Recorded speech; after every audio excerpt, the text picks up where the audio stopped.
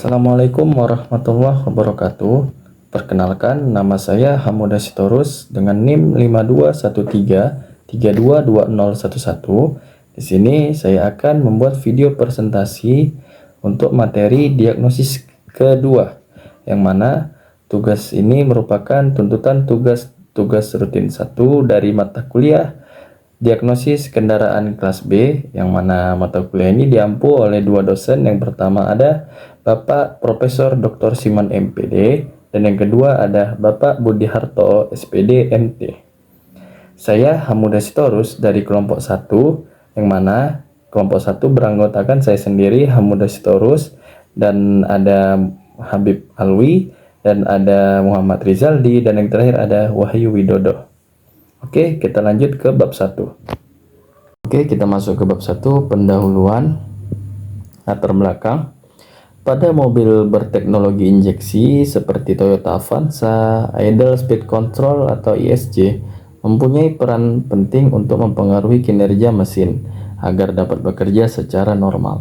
ISC atau yang biasa disebut aktuator ini bertugas untuk menjaga kestabilan pada putaran mesin atau yang biasa diketahui dengan sebutan RPM.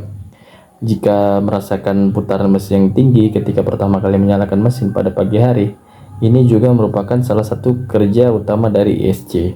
Jadi teman-teman, pada saat kita menghidupkan mobil pagi hari, itu biasa putaran mesin yang ada di RPM itu tinggi, melebihi 1000. Nah, selanjutnya engine ECU terdapat sistem diagnosa yang berbeda-beda tergantung pada tipe kendaraan umumnya.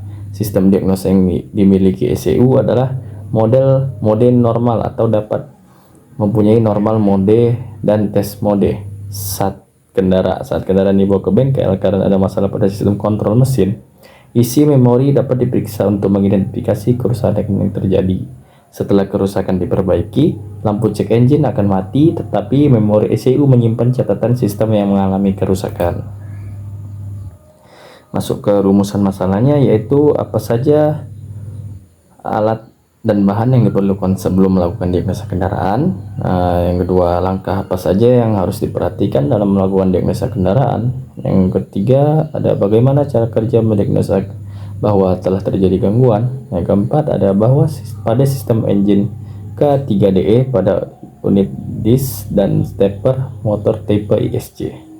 Manfaatnya, mahasiswa mampu mengetahui dan memahami alat dan bahan yang dibutuhkan dalam diagnosa kendaraan. Mahasiswa mampu memahami dan mengetahui langkah yang harus diambil ketika mereka melakukan diagnosa kendaraan. Yang terakhir itu, mahasiswa mampu mengidentifikasi gangguan yang terjadi pada sistem engine K3E pada unit disk dan stepper motor tipe ISC. Kita masuk ke bab 2-nya, kajian teori.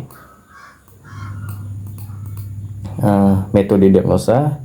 Ada beberapa langkah yang dapat kita lakukan, yaitu pemeriksaan fisik atau visual.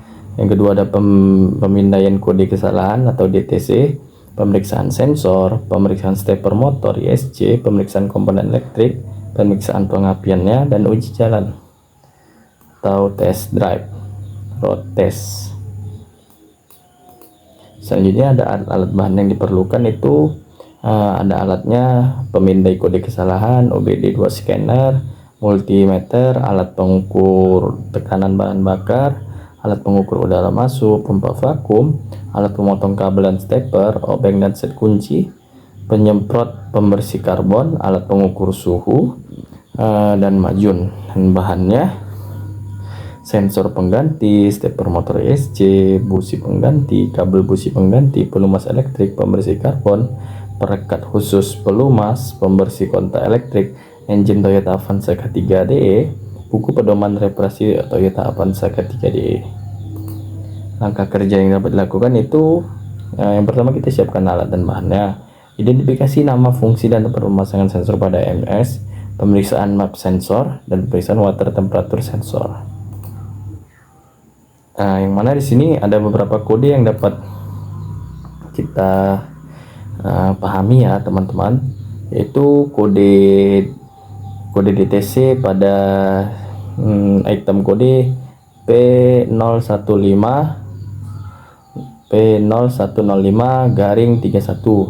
yang mana item yang terdeteksi itu ada sirkuitnya, tekanan, absolut, manifold, tekanan, dan barometriknya. Area gangguan yang terdeteksi itu ada open atau short circuit dalam sensor tekanan absolut manifold, ECM. Selanjutnya itu ada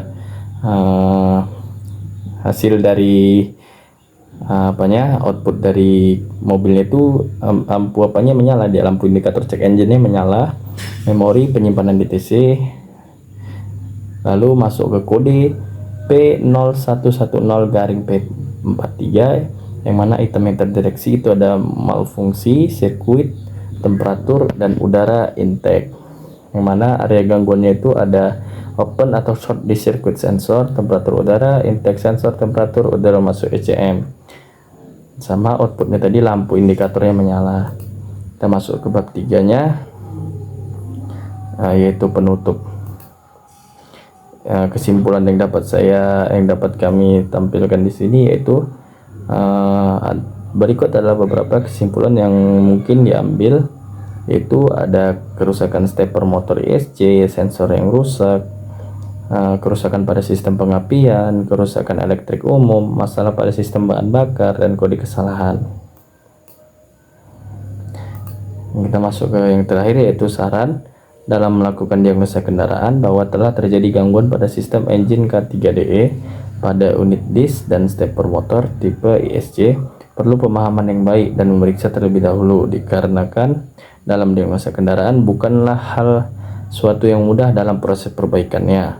Diperlukan pengalaman dan pemahaman khusus agar terhindar dari kerusakan lainnya. Hal ini mahasiswa dapat mengetahui lebih dalam bagaimana mendiagnosa kendaraan yang terjadi gangguan pada sistem engine K3DE pada unit disk dan stepper motor tipe ISC yang nanti dapat dipraktikkan secara langsung untuk memudahkan dalam pemahaman dan benar-benar terbukti penyebab permasalahan dari pemaparan materi yang dibuat dalam makalah tersebut. Oke, mungkin itu saja pemaparan materi yang dapat saya sampaikan pada video presentasi saya kali ini. Saya ucapkan terima kasih. Wabillahi taufiq wal hidayah. Wassalamualaikum warahmatullahi wabarakatuh.